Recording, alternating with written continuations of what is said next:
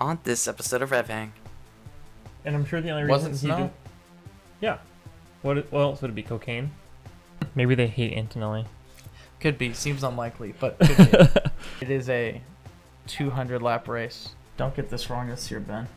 It's 500 miles. 500 laps. I actually really enjoyed this. Is my favorite oval to watch for, wow, Iowa.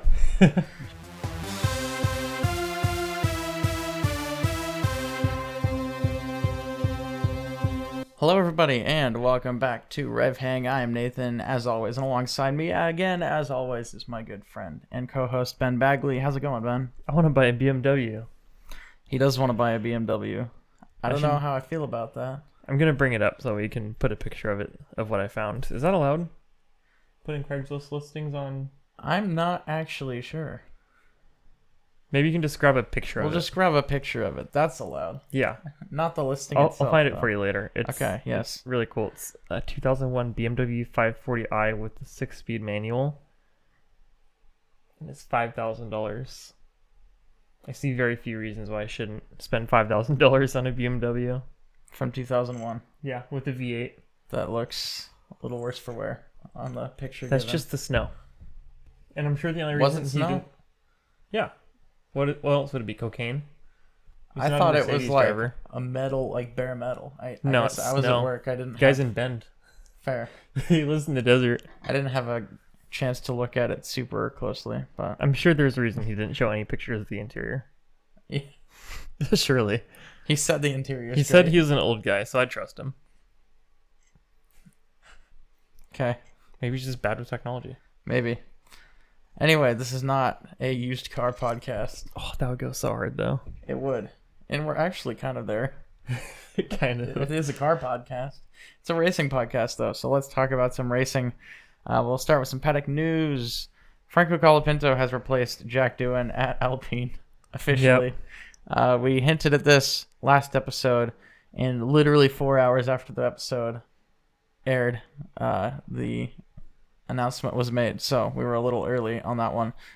But, yep, Colapinto is officially racing for Alpine for the next, 5 races is what they said. Until the 6 races. Argentina fans get him thrown out for disorderly conduct. Yeah, I mean, they've already made a statement because Argentinian fans have been cyberbullying and harassing Jack Doohan and his family, so, Leave Tsunoda alone. man, it's, Close enough. Welcome back, Augustine Canapino. yeah.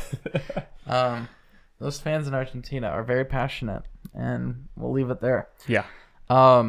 Also, paddock news, we had some Indy 500 qualifying this weekend.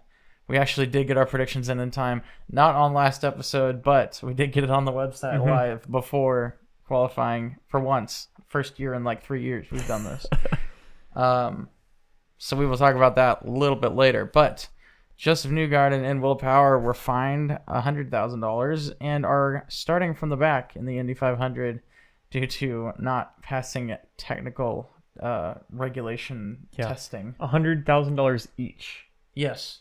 Yeah. $100,000 each. I assume the team will pay the money, but Because they're the one who messed it up. of course, I don't know if Newgarden and Power were aware. I don't know how you really wouldn't be, but maybe they weren't. But yeah, once again, Penske caught cheating. Yeah.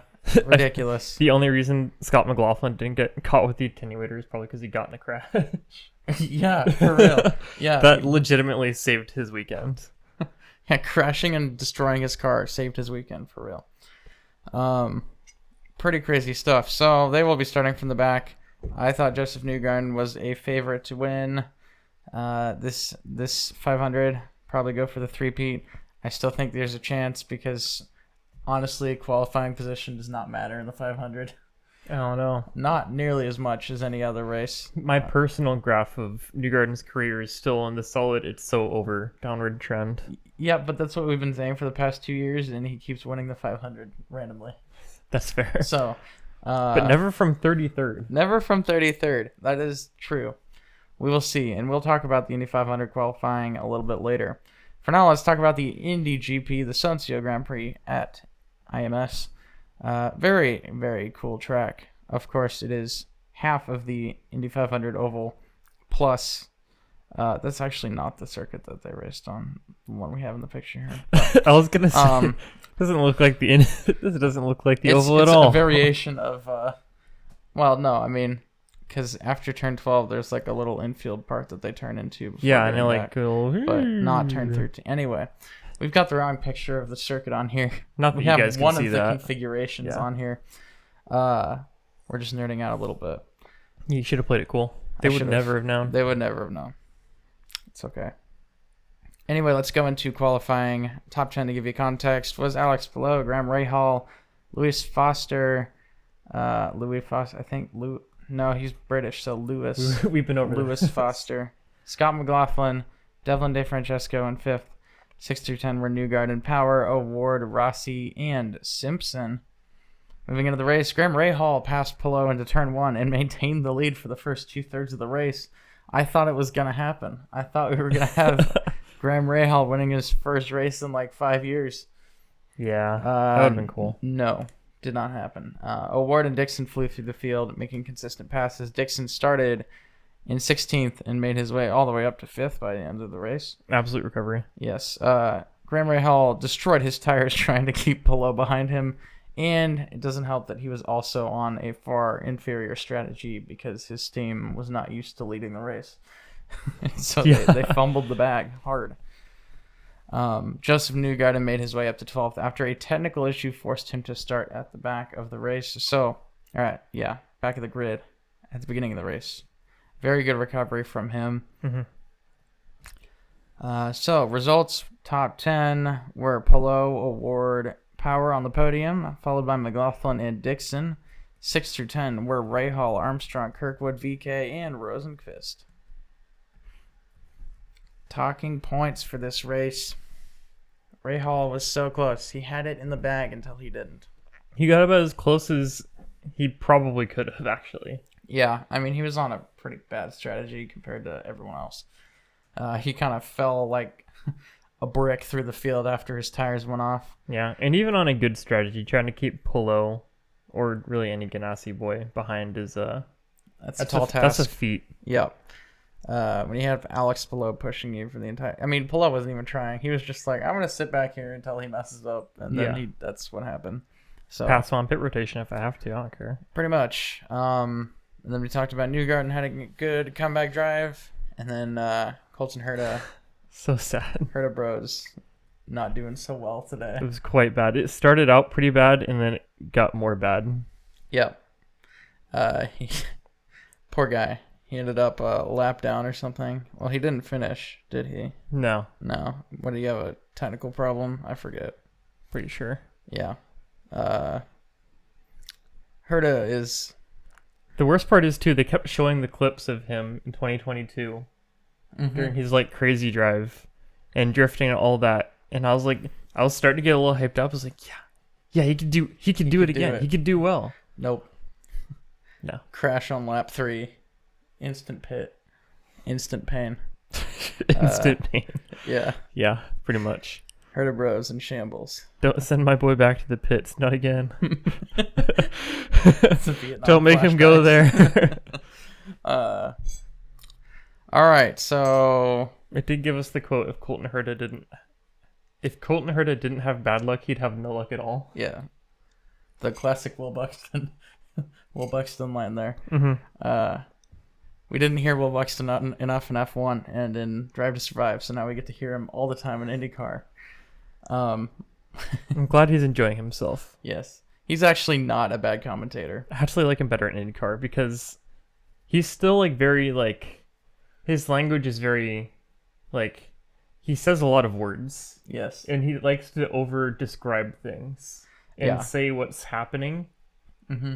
But not in, like, a narrator way, more in, like, in the yellow car of the man with the long brown hair and the black and white helmet, Colton Herta. And you're like, come on, dude. He's scruffy. You can just say Colton Herta. Scruffy 3.0. Yeah. No, I don't think he's bad. I think it's actually pretty cool to watch him, especially this first year. I think will be very good because he's still new to the sport. He understands racing, and so he knows what he's talking about. But in terms of like the minor intricacies of the series, having him up there with James Hinchcliffe, He's so technical. who absolutely knows everything about IndyCar. It's the perfect combo, I think, to where he's like, well, how does this little tiny thing work? And James can be like, oh, that's how this works. And be like, oh, well, that's why this is cool. So I think they got a good combo, solid combo up there in the announcer's box. But anyway, moving on to the standings for IndyCar, nothing much has changed. Kyle Kirkwood has moved back up into second in the championship behind Alex Palou. Christian Lagarde is down in third, and Pato O'Ward is in fourth. They are all within 3 points of each other, so very close for second. Scott McLaughlin and Will Power and Scott Dixon are also right there. Felix Rosenqvist, like, it's going to be a battle for second this year. That's going to be very entertaining. Just like last year. Like last year. Yeah, Alex Palou is almost 100 points ahead before the Indy 500. He could DNF and still be almost a full race winner. It's honestly kind of a shame that the Indy 500 doesn't give double points anymore, because I honestly feel like that's legitimately one of the few places where drivers could catch up to him. Well, yeah, I mean, essentially the only way, if it gave double points, he could crash out early on in the race, and then Kyle Kirkwood or Christian Lagarde or Pato O'Ward would have to win, and then he would be like 3 points behind in the championship. Yeah. Pretty crazy how far ahead he is. But that is not the case. We no longer give double points for the Indy 500, which, say what you want about that. I kind of actually missed that. I do too. I think I didn't like it the first season, and then now that it's gone, I'm like, I kind of get it now. Yeah, I know. It's like, oh, let's make this race really important. I mean, it takes the entire month of May. There's 8 practices. Like, yeah, no, double points makes a lot of sense. It's kind of cool. Especially, now as a catch-up mechanic for a driver who maybe isn't quite as strong on ovals as some of the people who are chasing him. Can really shake things up halfway through the season. It's, Scott McLaughlin getting extra. Bring it back. Yeah. All right, let's move on to Formula One and the Emilia Romagna Grand Prix, otherwise known as Imola. I did get the right track map for this one. Nice. Yeah. To be honest, I wouldn't have noticed. I would have noticed for IMS, but this one, no. This is the track that I forget every year, and then it's kind of there, which is crazy because of how historic it is. But yeah, it's technically Ferrari's home race, right? Or is that Monza? Monza, I think, is their home race. But anyway, qualifying top 10, we had Piastri on pole position, followed by Verstappen and Russell. 4th and 5th were Norris and Alonso. 6th through 10 were Sainz, Albon, Stroll, Hadjar, and Gasly. So we had 2 Aston Martins in the top 10, which will become irrelevant later. Moving into the race, Verstappen passed Piastri into turn 1 with the most spectacular move I've ever seen around the outside. Verstappen then pulled away quickly at the beginning of the race with a huge gap. Piastri opted for a 2-stop race while Norris and Verstappen went long on a 1-stop.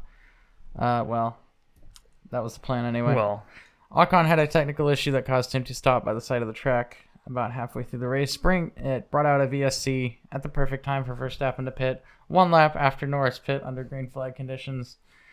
Could not have been more perfect for Verstappen. A late safety car for Antonelli's car failure allowed Verstappen to pit again for free. And then Hamilton also took advantage of both safety car periods to make his way up to P4 by the end of the race after an atrocious qualifying. So, Verstappen won by a lot. He had that race under control the entire time. Yeah. That, I will say, that move into I guess it was turn 2, because there's that kink at the beginning of the straight and the corner complex. Yes, the corner, the chicane. Yes, that one. Verstappen. That was pretty cool. That was a crazy move. If you haven't seen it, I don't know why you haven't seen it, but go watch it. It's a very good move. It was. I don't know. Like, I was watching the race live, and I just saw it happen, and I was like, "That didn't just happen." Yeah, because Piastri was about 2 car lengths ahead of Verstappen, and then Verstappen just so like, much speed. "I'm gonna carry way more speed than you into this corner and make it stick and not go off the track." Yeah, I've been learning. I've been testing. This time I will stay in bounds. Yeah, no, it looks like Oscar had that start in the bag. Verstappen got a bad start.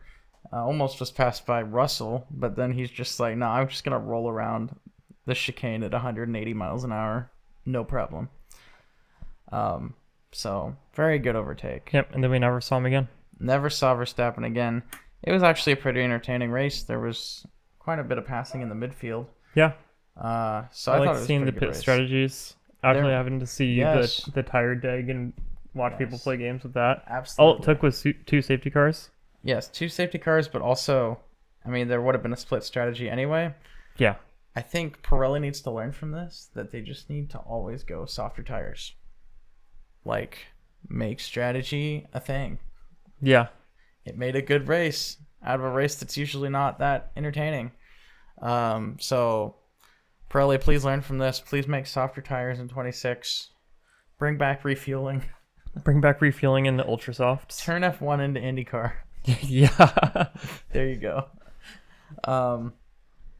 IndyCar, but with big batteries. Yes, exactly. All right. So results of the race: Verstappen, followed by Norris and Piastri on the podium. 4th and 5th were Hamilton and Albon. 6th through 10 were Leclerc, Russell, Sainz, Hadjar, and Tsunoda. Tsunoda started last after crashing in qualifying, and pretty good recovery from him to score a point. That was a crazy crash, too. Yes. Fernando Alonso finished 0.8 seconds out of the points in P11 after starting 5th. They decided to go for the two-step strategy, and it did not work out super well for them. Lance Stroll finished 15th. Yeah, not great stuff. Verstappen is still in the championship picture for sure. I don't think we're ever going to be able to count him out of this championship. I thought after last race, like, Oscar probably has this in the bag unless Lando can figure out his mental block, whatever that is. But then I look at the points totals after this race, and I'm like, Max Verstappen is still in this. He's still here. And it seems like the Red Bull is improving. Yeah. So Max Verstappen could very well take his 5th championship this year. I think it's still going to be close, but It'll be his most impressive championship. 100. If Well, he does. it'll be battling for 21 for sure. Yeah. We'll not go into that too deeply. How often can we really? It's been long enough.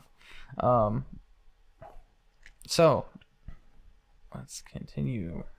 Tsunoda definitely struggling in that Red Bull. He's scoring points, which is more than Lawson did, but still way off of Max's pace. I don't think he's finished above like 9th. Yeah. So he's not the Red Bull savior that they were hoping for. I don't think. And I don't think anybody really expect him to be No. right there with Max. I don't think so. I mean, at this point, he doesn't even look bad for this. It's just Red Bull looks bad now. The only thing that they could do to make themselves look worse is to swap Hadjar in. Send Yuki back to... Yeah. I mean, there's already those rumors going around that they're going to swap Hadjar in. I don't see that happening. That's not going to happen. Tsunoda's going to be in the car until the end of the year. Then maybe they swap Hadjar in. They'll get Lindblad into the RB next year. I don't know. I just don't think anyone could drive that car except for Max until they fix it. But 2026 new regs, so maybe they'll fix it. Yeah, maybe every car will be undrivable. Then it won't matter. That's the rumor right now. That you're gonna have to shift down in the straights. They'll be slower, less reliable, and harder to drive. Yes, that's what we're hearing so far. Hey, maybe that'll make things more entertaining. Maybe not though. Aston Martin and clinched defeat from the jaws of victory this week. It was a close one too. Yeah, they looked great in qualifying. They looked super fast in qualifying. They brought upgrades this week. We're very excited about it. The upgrades appeared to work, but they must have taken them off. They must have taken them off at the Gotta pit stop during the pit stop. Yeah, save them for qualifying only. Yes. So maybe qualifying spec Aston Martin's back in it, but race pace wise, they've still got work to do. I just want Alonso to score a point. You can tell the man is like battling depression right now in that car. He's in like 2013 McLaren era. Oh, he really is. You can start seeing it come out in the radio. Yeah. The radio calls. He's kind of angry. Yeah, it's like, this is not it. But they did talk about Monaco several times. Aston Martin did over the course of the weekend. So I think they're very excited for Monaco. If their qualifying pace truly is that much better, I mean, if they can qualify top 10 in Monaco, chances are they'll finish top 10 in Monaco. Yeah. Unless, well, we're gonna not go Let's there. not bet too much. And then I guess we could talk about Hadjar, but I don't. We really could also feel talk like about all the crashes this weekend. We didn't really touch on them in IndyCar, but there were a lot of crashes. There were 3 in IndyCar, 2 overturns. Yeah, right, and Herta then Armstrong. Armstrong did flip, and then Christian Rasmussen crashed. Scotty Mack. Scotty Mack crashed, almost flipped. Yeah. Didn't. Takuma Sato crashed a couple of weeks ago during the first practice. He had like a 52G impact into the wall or something like that. Yeah, and then someone else crashed today, right? I think somebody, it might have been Rasmussen again.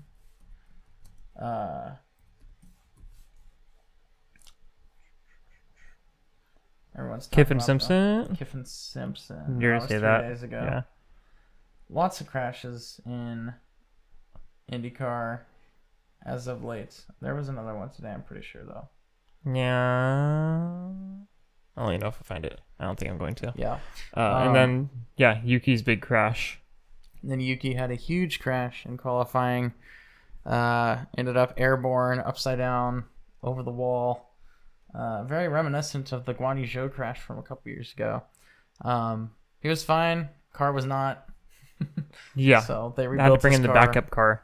Yeah. And then he had a pretty good race. So not too bad, not too terribly horrible, but definitely rode off that car. That's for sure. So one less car for Tsunoda. Probably one less power unit, one less gearbox. All the things that you kind of need a lot of to make it through a season without penalties. I mean, it was pretty much getting to the point where you'd want to replace them anyways, right? So. Yeah. Hopefully he didn't just do that. He didn't after just do Miami. it. All right. So championship standings: Oscar Piastri is still in first place at 146 points, followed by Lando Norris at 133, and Max Verstappen at 124. So Verstappen is only 22 points off the championship lead, which is a Piastri DNF and a Max Verstappen win, which could very well happen. So, still very much in it. George Russell at 99 points, probably not in the championship hunt for very much longer, but definitely up there. And then the Ferraris at 61 and 53, definitely not going to win the championship this year. We still have 5 drivers, 4 who are still driving, who have not scored any points this season. Love seeing the 3 pink drivers. Alonso, Lawson, Doohan, Bortoleto, and Colapinto are yet to score points. Poor Alonso. Stuck with the rookies. I can't believe Liam Lawson has still not scored a point. Still. Yeah. And Hadjar has... Well, okay, Hadjar only has 7, but it feels like he has a lot more than that. It feels like he's done a lot better. Anyway... Alex Albon at 40 points in 8th place. Just saying. Absolutely mega. That's crazy. Guy is crazy. Especially since Sainz is 11. Yeah. Granted, he binned his first 2 races, but still. Yeah, it's... I mean, Sainz, I think, has been on Albon's pace the last race or 2. I think he's starting to figure the car out. Albon's still very consistent, though. I think Sainz has just gotten kind of unlucky with pits and stuff in the last couple races, but... he's figured the car out, which is very good for him. My prediction of him doubling Albon's points this season is not looking too great, though. All right. Constructors, McLaren is way out in front with 279. Mercedes has 147. Red Bull has 131. Then Ferrari has 114. Then it's a big drop to Williams at 51. So not even really close anywhere. Maybe kind of close for second, but not really.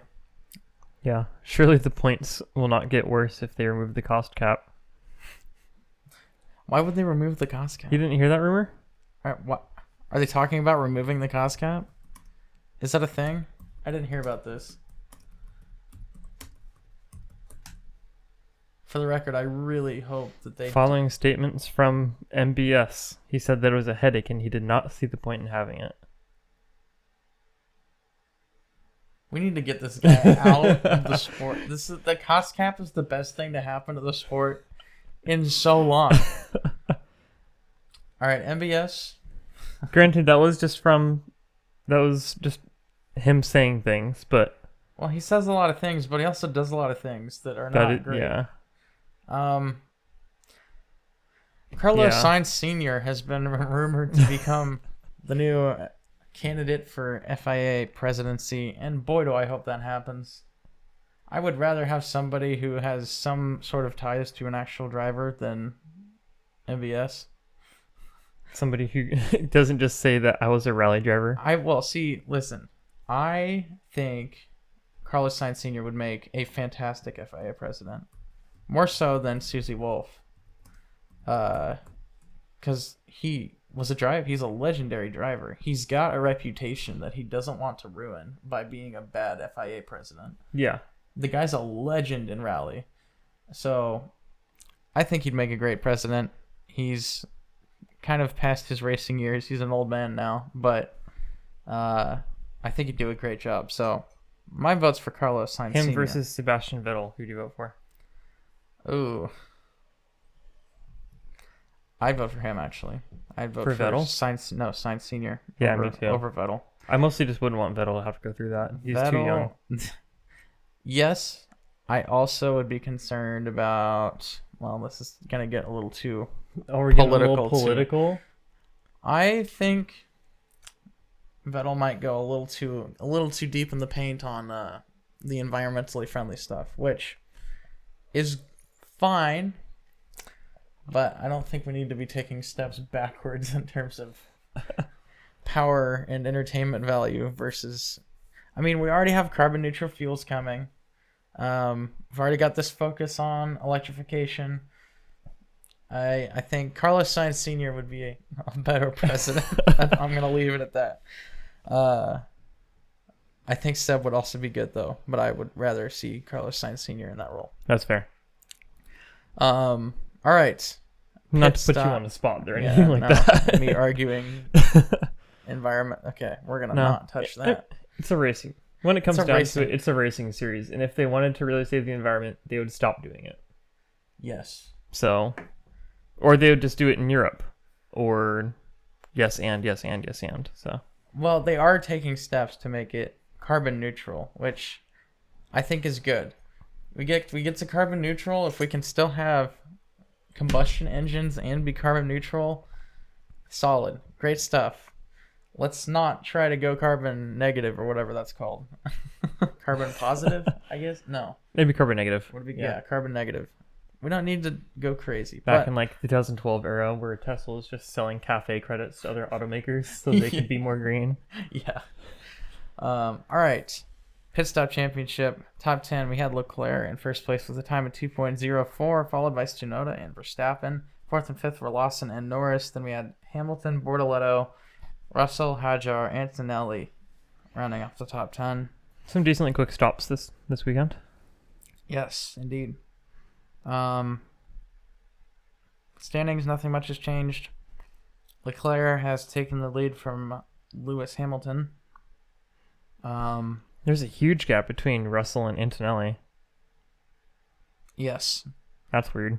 Probably just because Russell's better at hitting his spots. So, that would be my guess. Or, I don't know. Maybe they hate Antonelli. Could be. Seems unlikely, but could be. I like that theory, Ben. All right. Overtake of the week. I give this to Verstappen for his overtake on Piastri. Could have gone to Graham Rahal for his overtake on Palou. I think the Verstappen one was made more of an impact on the race. Oh, yes. I mean, you have to consider all factors when looking at the overtake of the week. Indeed, yes. Let's move into our predictions, Ben. Last week at the Indy GP, pole position went to Alex Palou. What did you say? I had Colton Herta. I had Scott Dixon.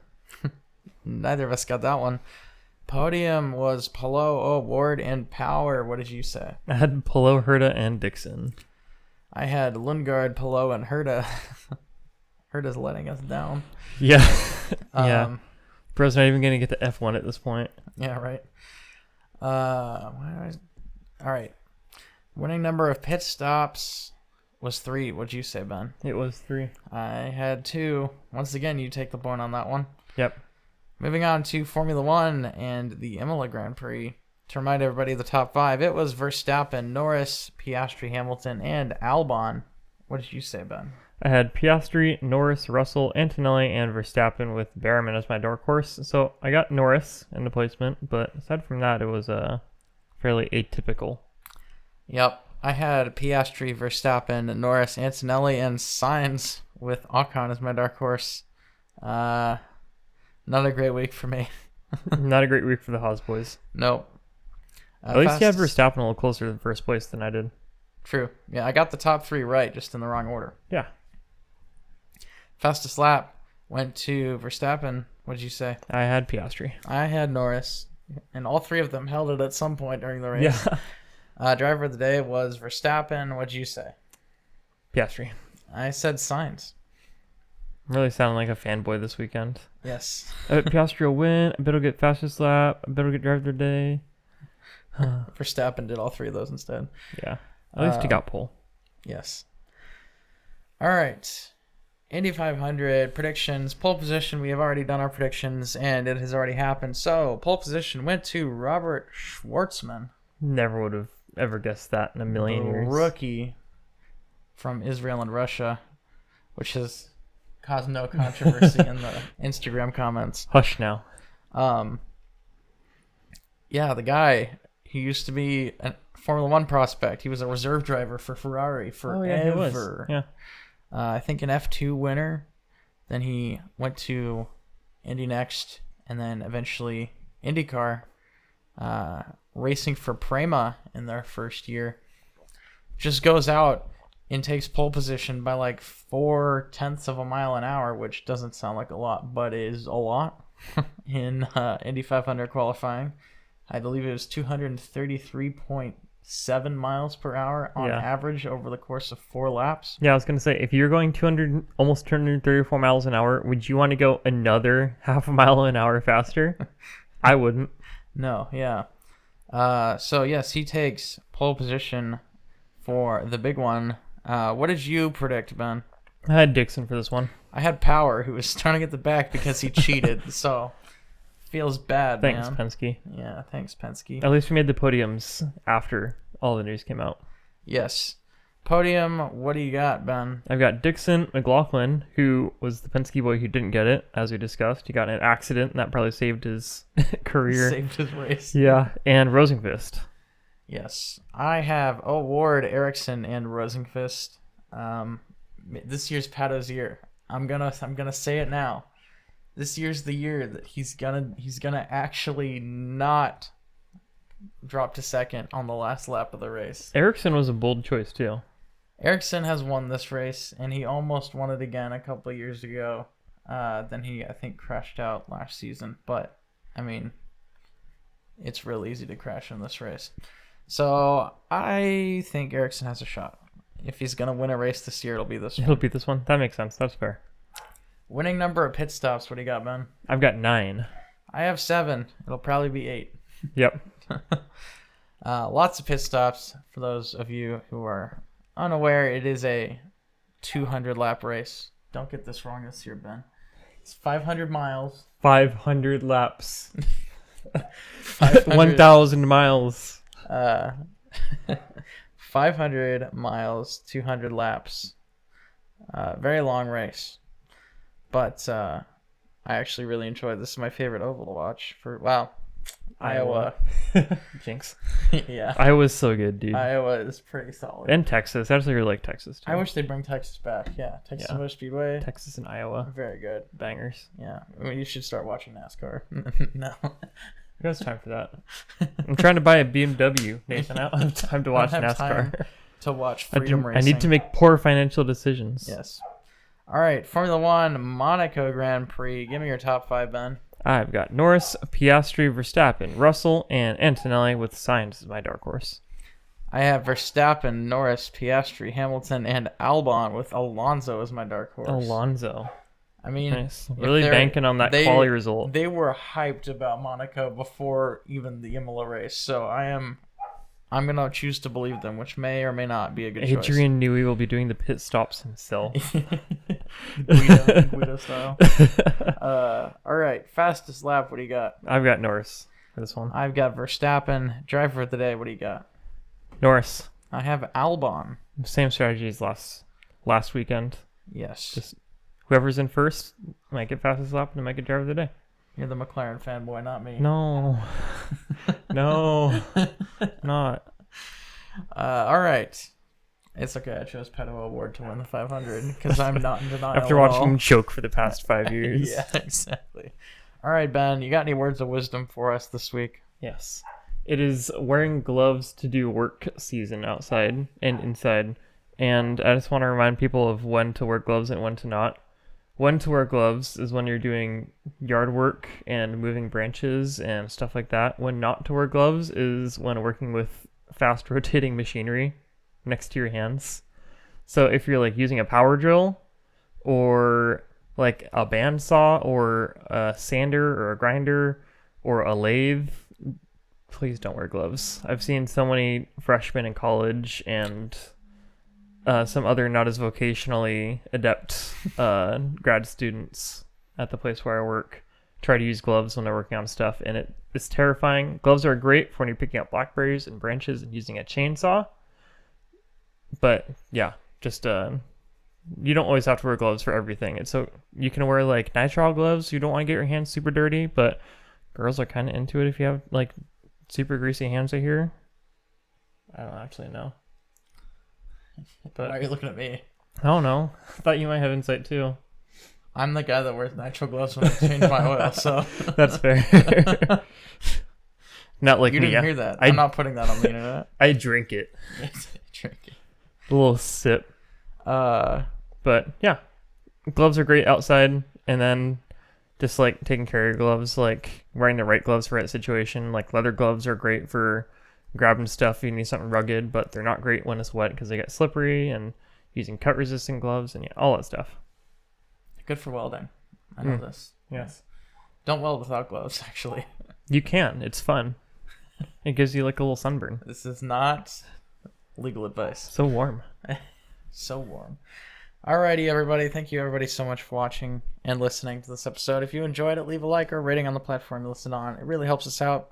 If you want to see updated standings for IndyCar or F1, you can check our website out, RevHang.com. If you have a question about racing or about us, hit us up on Twitter, YouTube, anywhere, in DMs, and we may feature your question on the next show. You can follow Ben on Instagram at BenjiMeetsWorld and myself at 2n_squared. You can follow the RevHang page on Instagram, Twitter, TikTok, YouTube, everywhere at RevHang Media. We'll be back in just a short week on Memorial Day. Well, the day after is when you'll see it. But I don't know what your plans are for Memorial Day. Sleeping in. Okay, we'll be back at some point after Memorial Day to talk about the Indy 500 and the Monaco Grand Prix after many beers and hot dogs. Indeed. But until then, I've been Nathan. And I'm Ben. Thanks for hanging out. See you later.